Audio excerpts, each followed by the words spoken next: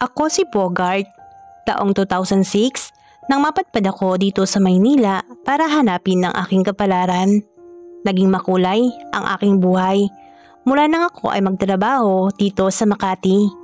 Mapa call center agent, secretary, supplier, at one night stand sa mga bar at minsan nga sa massage parlor. Taong 2008, nang nakilala ko ang aking may bahay, ngayon na si Angel. Nakilala ko siya sa chat at naging seryoso ako sa kanya at desididong lumagay sa tahimik eka nga. Talagang nakajackpot ako sa aking asawa. Naging aktibo ang aming private life mula pa lamang nung kami ay magkasintahan. Nahinto lamang ito ng hindi inasahang pagkakataon ay siya ay nabuntis. Kami ay kinasal ng civil at dahil sa kami ay nagsisimula pa lamang sa mag-ipon ng pera ay napagpasyang makitira muna sa aming mga biyanan. Payag naman sila dahil para mabantayan din nila ang aking asawa habang ako ay nasa trabaho. Dito sa kanilang bahay ay madaming nakatira. Magulang niya, kapatid na lalaki, bunsong kapatid na si Catherine at isang katulong. Naglaan ng isang kwarto sa aming mag-asawa at ito'y aking ikinatuwa dahil sa kahit papaano ay masosolo ko pa rin ang aking asawa kahit nasa bahay kami ng kanyang mga magulang. Sa unang 3 buwan ng kanyang pagdadalang tao ay nakaka-school pa rin ako kay Mrs. Sa mga sumunod na buwan ay talagang wala na. Sariling pagpapasaya na lang ang ginagawa ko. Sa mga pagkakataong dumadating ako galing sa trabaho ay nasa kwarto ang aking asawa at ang kanyang kapatid na si Kat. Naabutan ko silang nagbabasa ng Cosmopolitan Magazine. Alam kong ito ay parang FHM ng mga babae, kaya't kuminang ang aking mga mata nang makita ko sila na nagbabasa nito at nagpapalitan ng kuro-kuro.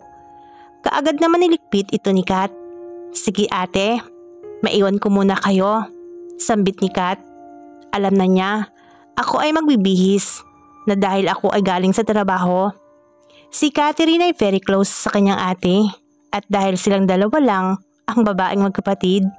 Nung naniligaw pa lang ako kay Angel ay natatandaan ko, "Ate, siya ba yung nakilala mo sa chat?" tanong ni Kat. "Oo, siya nga. Pasado ba?" sagot ni Angel. Mukhang okay naman." At saka natawa si Kat at bumulong ito sa kanyang ate. Nung panahong yon ay medyo hindi ko pansin si Kat dahil siya ay 17 pa lang at simula pa lang na nagdadalaga. Siyempre, kay Angel ako laging nakatingin. Mula nang ako ay tumira sa aking biyanan ay naging close din kami ng aking hipag. Napansin ko din na siya ay naging sexy at tumutubo na ang magandang hubog ng kanyang katawan. 7 months na buntis ng aking asawa at ito'y hindi maganda para sa akin sapagkat puro pagpapasaya lang ang ginagawa ko.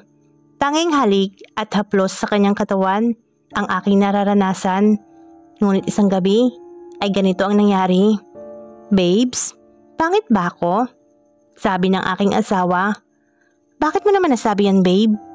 Pakakasalan ba kita kung pangit ka?"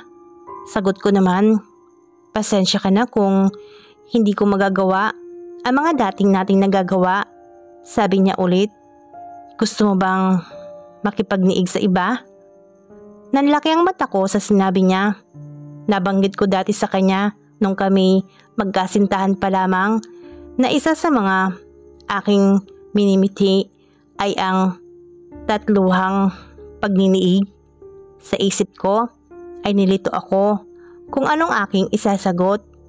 Hindi ko alam kung ito'y patibong lamang at sinusubukan kung ako'y tapat pa rin sa kanya o talagang gusto niya para sa akin. "Babe naman, hindi naman ako ganon kahilig ano?" Iwas pusoy kong sagot. "Ikaw din babe, may plan pa naman ako," sagot niyang muli. Nakatulog ako sa pag-iisip kung anong balak ng aking asawa. Isang gabing late akong umuwi ay naabutan ko si Hipag na nasa harapan ng computer. Sa bintana ay tanaw ko ang Hubad na larawan ng kanyang kachat.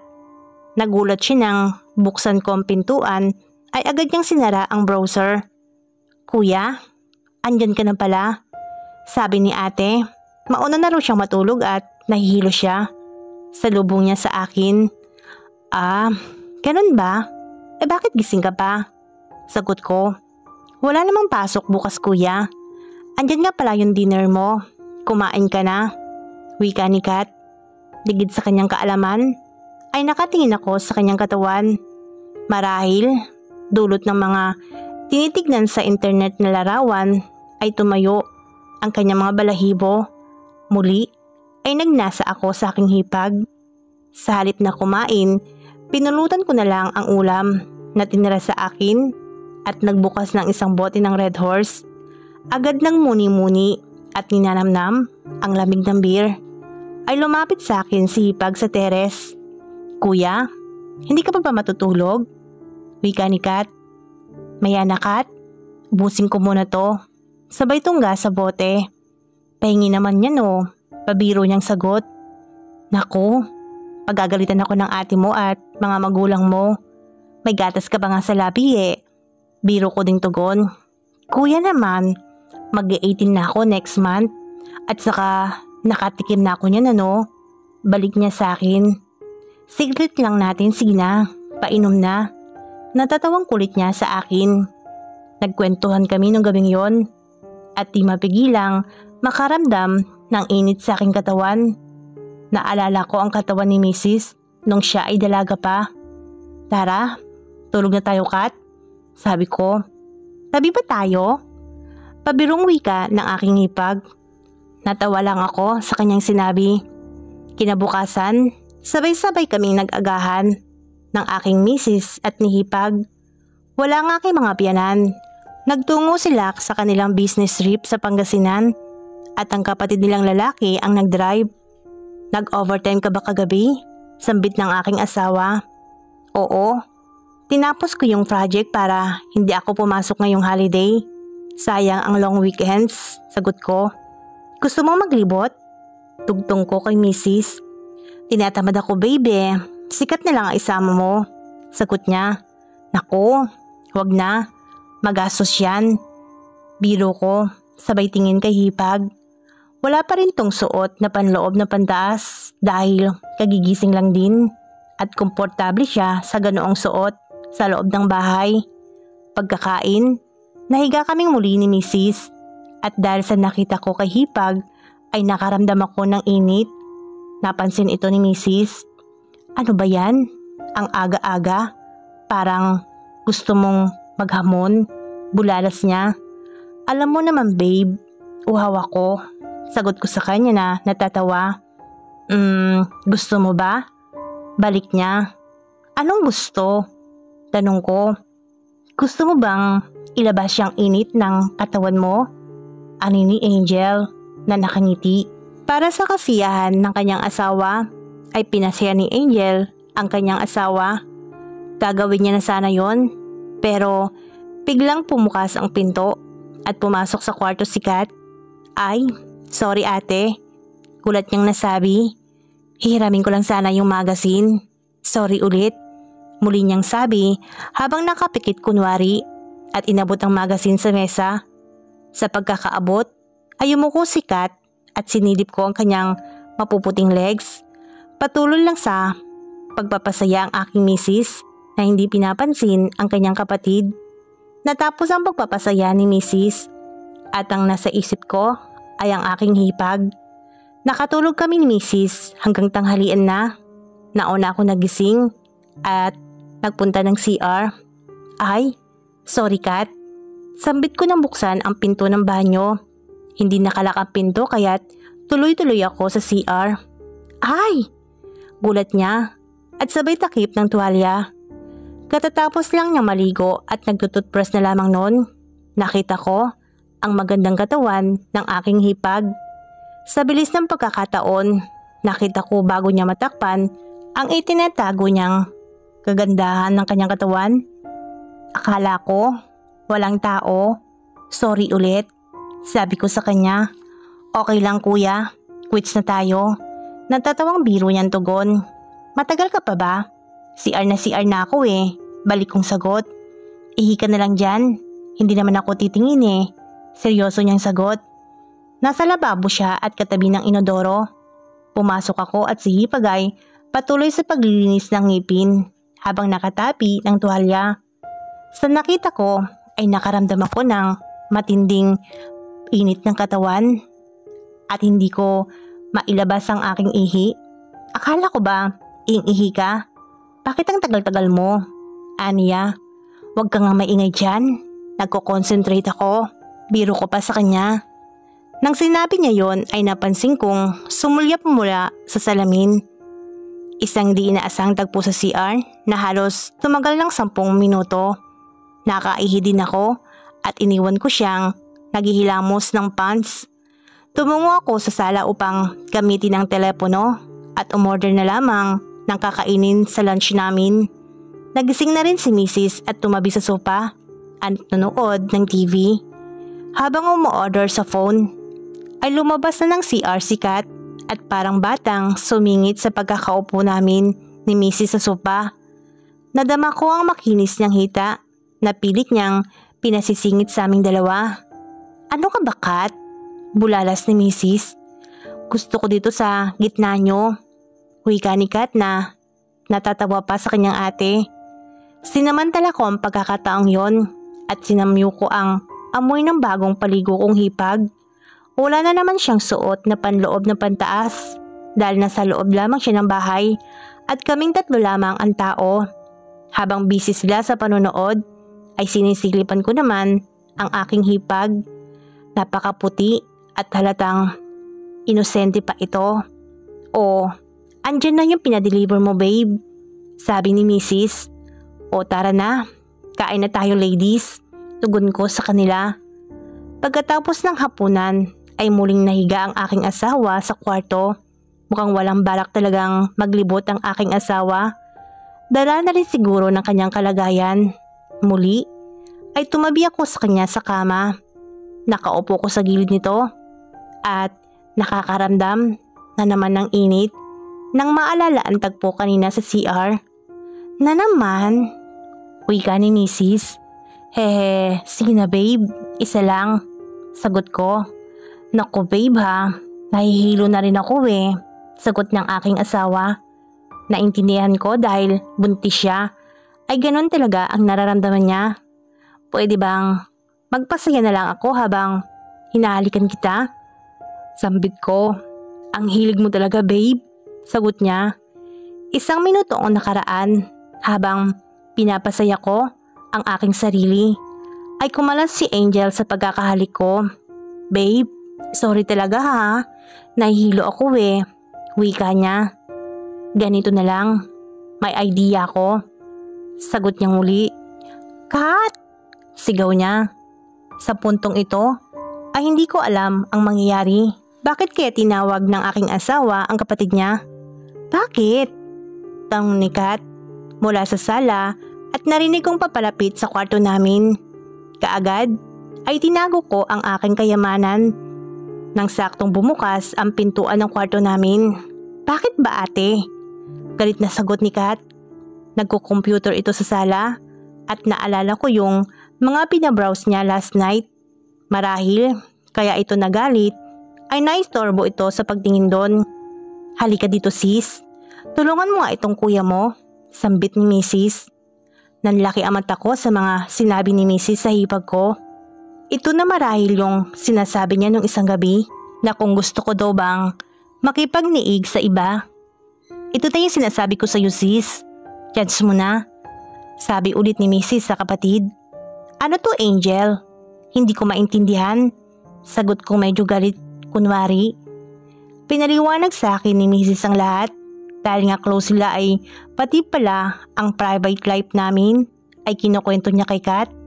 Ngayon nagdadalaga na si Kat ay siya na rin ang nag-educate sa kanya tungkol sa bagay na yon. Marahil open-minded si Mrs. kaya payag siyang i-share ako sa kanyang kapatid. Eto ha, pinapayagan ko tong sitwasyon na to dahil may permiso ako. Seryoso niyang sabi sa amin ni Hipag. na wag niyong gagawin ito nang hindi ko alam. Maliwanag ba? Muli niyang sabi. Babe, totoo ba ito? Tanong ko. Ayaw yata ni kuya eh. Natatawang sagot naman ni Kat. Tumingin ako kay Mrs. at sa mata niya ay nakita ko ang pangsang-ayon at permiso na gawin ang gusto. Okay naman sa akin dahil ang pantasya ko ay matutupad na. Sige na sis, umpisahan mo ng pasayahin ang Kuya Bogart mo, utos ni Mrs. Wow, chance ko na talaga to.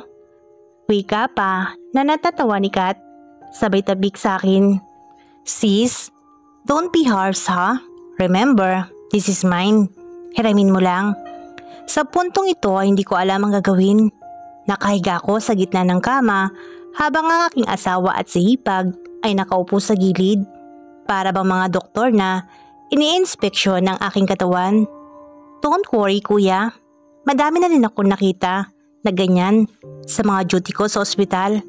Pati nga sa school, pinag-aaralan na rin yan. Wika ni Kat. Tama pala ang kwento mo ate. May pagmamalaki tong si kuya.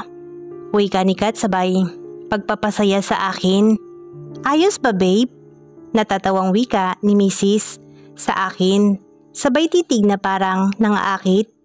Hindi ako makasagot at tanging buntong hininga na lamang ang lumabas sa aking bibig. Humiga muna si Mrs. sa tabi ko at muli siyang nahihilo. Idlip mo na ako babe ba? Sikat nang bahala sa'yo, ani ni Mrs. Kuya, okay ka lang ba? Nasisiyahan ka ba sa ginagawa ko? Sambit ni Hipag. Halos 10 minuto akong pinasaya ng aking Hipag. Kat, malapit na ako. Sambit ko. Sige lang kuya, ilabas mo lang yan, sagot niya. Go kuya, parang batang, wika pa ni Kat na parang chinichira ko. At ayun nga, narating ko ang kasukdulan. Wow, kuya, halatang enjoy na enjoy mo ang ginawa kong pagpapasaya sa'yo. Sige kuya, tapos ka na. Aalis na ako ha, aniya. At muling sumarado ang pintuan. Naiwan akong latang-lata. Tumabi ako kay Mrs. at hinalikan ko siya sa pisngi.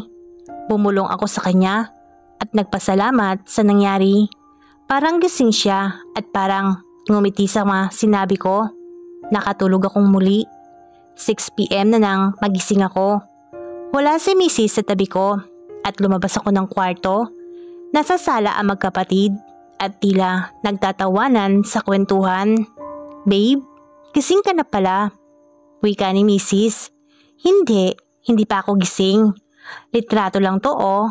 Biro ko sa kanila. Hi Kuya Bogs, singit ni Kat. Mukhang masaya kayo na. Sagot kong muli. Ikaw nga dapat ang masaya, hindi ba? Sagot ni Mrs. At nagtawanan ang dalawa. Natawa rin ako. Wala pa rin ba si nanay at tatay? Sagot kong muli. Nag-text kanina. Bukas pa daw ng gabi makakabalik. Wika ni Mrs. Si Inday, day off pa rin? Balik ko. Bukas ng madaling araw ang balik nun. Sagot niya ulit. Bakit pa ang dami mong tanong? Mukhang iniisa-isa mo ang tao dito ah. Sagot ni Mrs. na tila nanunuksong muli ang mga mata. Ganun ba? At natatawang wika ko. Umorder na lang ulit kami sa labas ng aming hapunan. Makatapos ang hapunan ay nagpahinga kami ni Mrs. sa may teres. Nagkwentuhan. Babe, okay lang ba talaga sa'yo yung kanina? Pagbubukas ko ng usapan. Bakit? Gusto mo bang maulit? Natatawang sagot niya. Ha? Pautal kong sambit. Ginawa ko lang yon dahil sa kakulangan ko dahil ako'y buntis. Remember, akin ka pa rin. Alam kong pwede itong maulit at dapat tandaan mo na dapat may permiso ko ito. Maliwanag? Seryoso niyang sagot. Hindi ako makapaniwala sa mga sinabi ni Mrs. Bagkos, open-minded siya kaya ginawa niya yon. Ganoon din si Hipag. 9 PM na. Sumali si Kat sa usapan namin ni Mrs. sa may teres. Nakaisang bote na ako ng Red Horse at kumuha ng pangalawa. Kuya, Pahingi nga din ako ng isa. Wika ni Kat. Hoy Catherine, sinong may sabi sa'yo na pwede ka nang uminom? Harang ni Mrs. Isang bote lang naman ate. At saka dito lang naman ako sa bahay. At si Kuya Bogart naman ang kasama ko. Depensa ni Kat. Hay nako, mga kabataan talaga. Matutulog na nga ako. Bogs, Kat ha, wag mong lalasingin yan, sagot ni Mrs. Muli ay namutawi sa aking mga mata ang init at saya. Pagbukas ko ng 2 bote ng Red Horse at sinimulang tinungga. Inabot ko ang isa kay Hipag. Tuwang-tuwa siya dahil pinayagan din siyang uminom ng kanyang ate. Oh, dahan-dahan lang ha, sabi ko kay Hipag. Oo naman kuya, ang sarap pag dahan-dahan diba? Biro nito. Aba, ang batang ito, masyadong maberde ang utak, sabi ko sa aking sarili. Nakalahati na namin ang bote at kwentuhan pa rin. Kat, talaga bang alam mo lahat ng secret namin ng ate mo? Tanong ko sa kanya. Oo naman, natatawang sagot niya. Alam kong wala pa siyang boyfriend, kaya wala akong maitanong sa kanyang pribadong buhay. Tumayo si Kat at nagsabing nasi-CR daw siya. Pagbalik niya, nakapantulog na ito. Sobrang iksi ng short at sando na naman ang suot niya. As usual, wala na naman tong suot na panloob na pantaas.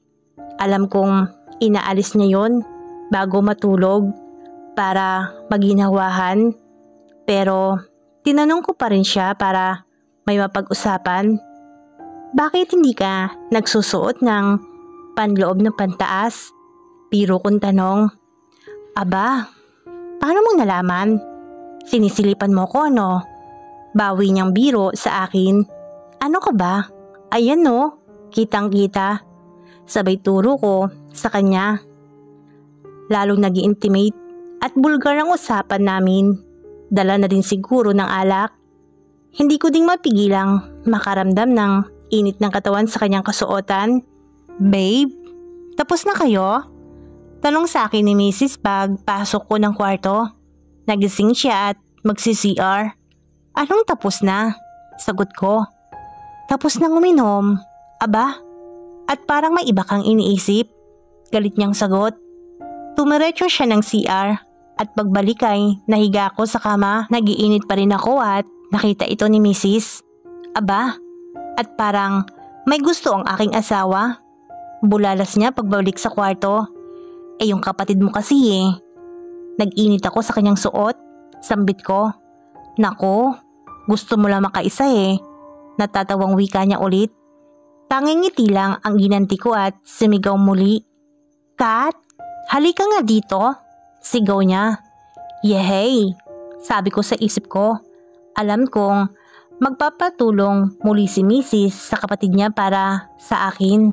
Na ako ay mailabas ang aking init sa aking katawan. Habang hinihintay ang kapatid, ay hinawakan ni Mrs. ang aking muscle at nilaro-laro ito. Pumasok si Hipag sa kwarto at nakita ang ginagawa ni Angel sa aking muscle. O ate, bakit? Sambit ng Hipag ko. Halika, may iba akong ituturo sa'yo at pinasaya ako ng aking asawa. Wow sis, bagong level ba ito? Natatawa at masayang sabi ng aking Hipag. Look sis, kung paano ko pasayahin ang kuya mo. Sabay tuloy sa kanyang ginagawa. Halos tumirik ang aking mga mata sa bawat pagpapasayang ginagawa sa akin ng aking asawa. Lumapit si Hipag sa aming kama at pinagmastang maigi ang ginagawa ng kanyang ate. Sis, siguro naman, alam mo na kung anong ginawa ko. Remember?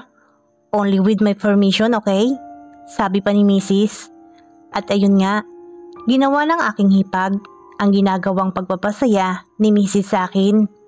Dahan-dahan lang sisa, baka ma-enjoy mo ang gagawin mo sa aking asawa. Babe, ang galing naman ni Kat. Oh Kat, sobrang galing mo. Wika ako sa kanila. Habang pinapasaya ako ng aking Hipag, ay nagtatama ang aming tingin ni Mrs. at nakikita ko sa mga mata niya.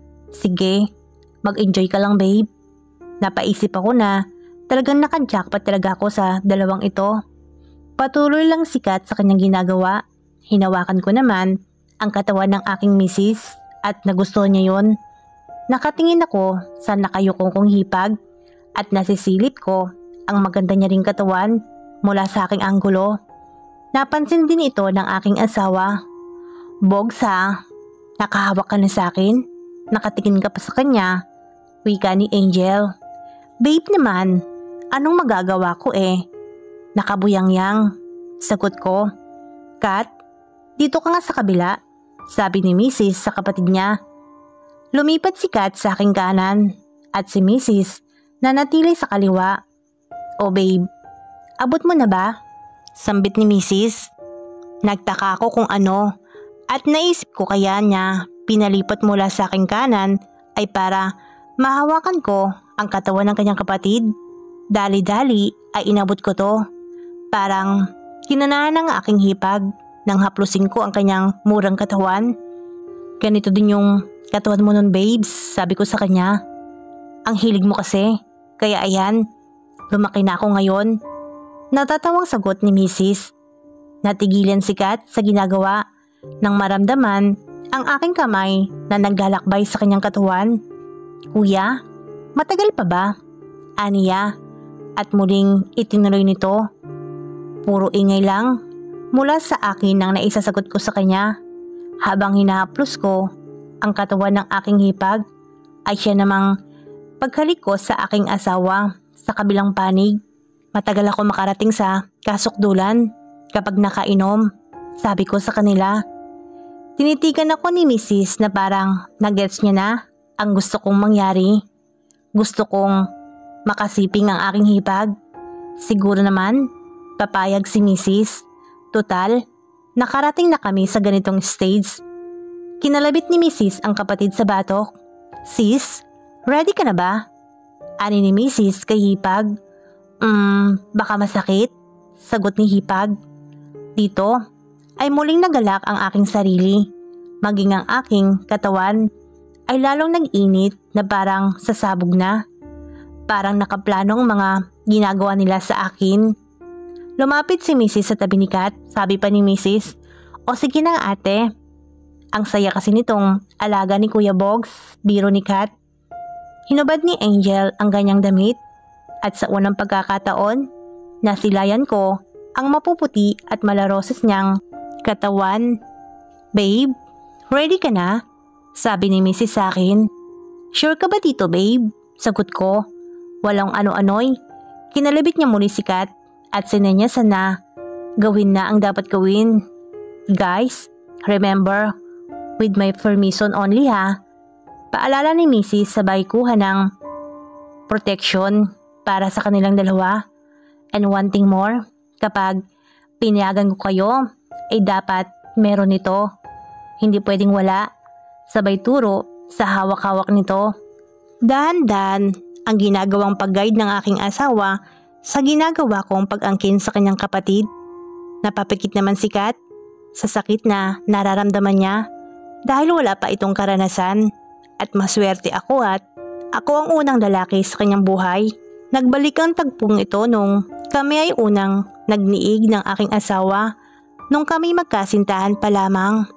Okay na ate pero medyo masakit. Bulalas ni Kat sa ate. Hawak-hawak ni Angel ang kapatid sa magkabilang balikat habang inaalo ang nararamdamang sakit sa katawan. Bumilis na ang galaw ng mga ito. Careful sis, masaya ba? Tanong ni Mrs. sa aking hipag. Oo ate, wala na ang sakit. Saya na ang meron. Wika ni Kat. Tanging init at saya ang nasa isip ko ng sandaling iyon habang napapatingin ako sa aking misis at sinasabi sa aking mga mata na salamat. Ngiti naman ang balik niya. Lagi pag nagkakatinginan kami. Ilang galawan pa ay sabay naming narating ang kasukdulan. Babes, okay ka ba? Sabay haplos sa aking noo ng aking asawa.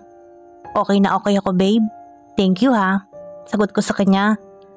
Nang matapos ang tawanan At konting kwentuhan ay nagpaalam ni si Kat. Te, una na ako at magsha-shower pa ako. Sabi ni Kat sa kanyang ate. Okay sis, pahinga ka na. Sagot ni Mrs. Good night Kuya Bogart. Thanks din ha. Wika ni Kat. Tumango lang ako at napikit ang mga mata. Piling ko ay nakangiti ako na nakatulog. Sa saya na naganap noong gabing iyon ay talaga namang parang nasa langit ako. Kinabukasan ay ako ang huling nagising. Paglabas ko ng kwarto, naabutan ko silang nag-aagahan. Nandun na rin si Inday at naglilinis na ng sala at ang mga kalat sa teres. Good morning Lucky Guy, anang ng aking asawa. Good morning babes, sagot ko, sabay halik sa kanya. Hindi ko inalikan si Kat. Sa respeto na rin sa aking asawa at baka makita din ni Inday. Huling araw ng holiday at bukas ay may pasok na naman. Napag-usapan namin habang kumakain na dapat ay sa aming tatlo lamang ang mga nangyari. Sumang-ayon naman ang lahat. Maya-maya pa ay may busina na sa gate. Dumating na ang kanilang magulang at kapatid mula sa biyahe.